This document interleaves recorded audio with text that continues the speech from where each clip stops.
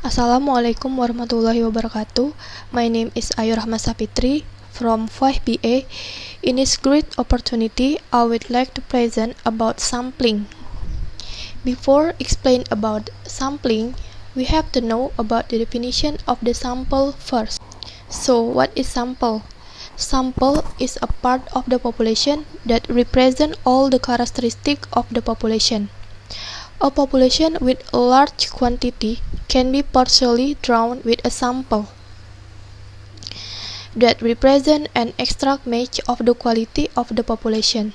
So, in the sample we take must be able to represent all the characteristics of the population. Okay, next, what is a sampling? Sampling is a technique that are usually used for sampling in a research study. Sampling is very useful in a research because it facilitates the course of the research process. Using the sampling method will be efficient so that it can save the cost on the time. For example, in a research on blood type, of course, there is no need to enter all the blood from a person into the laboratory because 2 ml of blood is enough to be used to determine the type.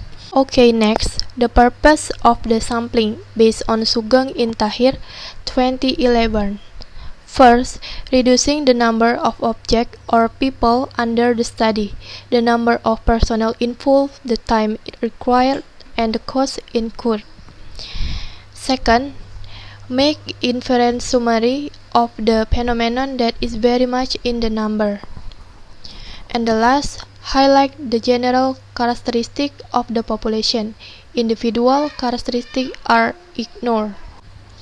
Okay, next, the types of the sampling, such as probability sampling and non-probability sampling. First, I will explain about probability sampling. Probability sampling is a sampling technique that provides equal opportunities for each element of the population to be selected as a member of the sample. For example, if we have a population of 100 of people, everyone will have a 1 in 100 chance of being selected.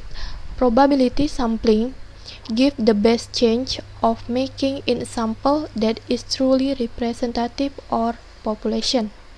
Next, the types of the probability sampling. There are 5 types such as simple random sampling, systematic random sampling, stratified random sampling, cluster sampling, and the last is multi-stage sampling. Okay, at first I will explain about simple random sampling. That is a random sampling method based on the probability frequency of all members of the population. What the research need to do is to ensure that each member of the population are included in the list and then randomly selected the desired sample size.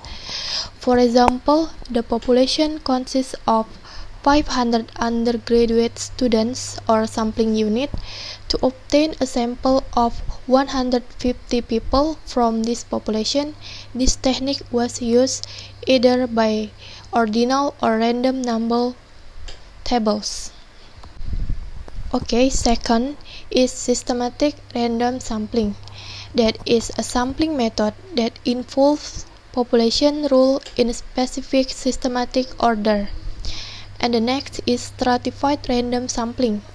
This technique sampling classifies data into different classifications such as age, socioeconomic status, or gender. Research usually use stratified random sampling when they want to study a specific subgroup in the population. For example, an organization that has employees from various educational backgrounds will have a stratified employee population. The population is 100 people. It is known that 50 people have high school education, 15 diploma people, 30 undergraduate students, and 15 postgraduate students, and 15 several students.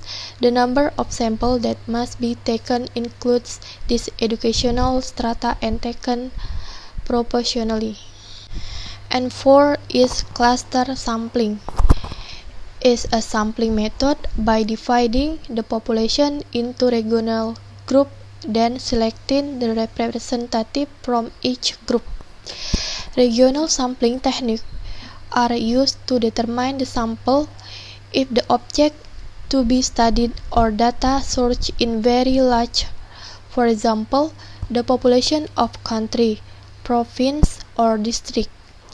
Indonesia has 34 provinces and will use 15 provinces. Then 15 provinces were taken randomly. And the last is multi-stage sampling. In this technique, the population is divided into several groups, and then these groups are further divided and grouped into various subgroups based on the similarity. For example, the state can be divided into urban and rural area, and all regions with the same characteristic can be joined together to form the strata. Next is a non-probability sampling. It's a technique that doesn't give opportunity or equal opportunity for each element or member of the population to be selected into the sample.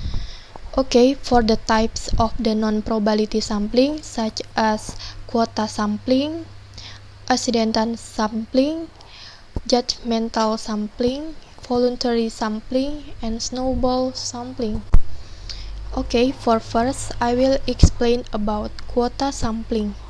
That is sampling based on the proportion of certain characteristics. For example, a research on the class 2 employees and research conducted in group. After the number of samples is determined to be 100 and the number of research member is 5 people, each member of the characteristic research can choose the sample freely according to the specific characteristic group of 20 people. Okay, next is accidental sampling. That is anyone who happens to meet the research can be used as a sample if the person who happens to be met is deemed a suitable source of data. For example, if the selected population is every toll road used, then the research takes samples from people who happen to pass on the route at the time of their observation. Okay, next is purposive sampling. It's a sampling based on the special selection or certain criteria made the research who will serve as informant. Only those elements will be selected from the population most suitable for research purpose. For example, if the research is going to study crime in the city of Palembang, the research can take the informant, namely the Palembang police chief, a criminal and criminal victim. Okay, next is voluntary sampling. It's a sampling method based on the willingness the participant to participate in the research study. This method is most widely used in the pollings. For example, it is often used in opinion or questionnaire. Okay, and the last is snowball sampling. Snowball sampling is a sampling based on the tracing previous sample.